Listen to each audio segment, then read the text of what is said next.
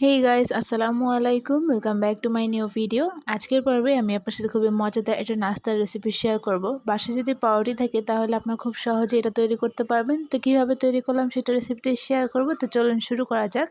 তো প্রথমে আমি এখানে কয়েক পিস পাউরুটি নিয়ে নিয়েছি। এবার আমি এই পাউরুটির সাইডগুলোকে একটু কেটে নিচ্ছি। তো সাইডগুলো কাটা হয়ে পাউরুটিটাকে এরকম লম্বা করে কেটে নেব। আপনারা এটা দেখেই বুঝতে পারছেন।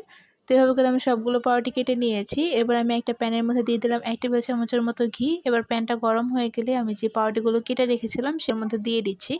এবার এই পাউরুটিগুলোকে খুব অল্প আঁচে একটু ভেজে নিতে হবে। এর ফলে এই পাউরুটিগুলো একদম মুচমুচে হয়ে যাবে।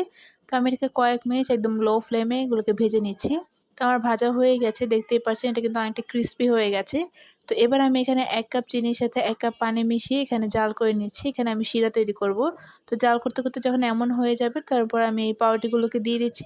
এবার সব কিছু খুব ভালোভাবে একটু মিশিয়ে নিচ্ছি, তাহলেই হয়ে যাবে। তো ব্যাস তৈরি হয়ে গেল মজাদার পাউরুটির মোড়ালি। আপনারা এটি অবশ্যই বাসায় ট্রাই করবেন এবং কেমন লেগেছে তা আমাকে জানাবেন।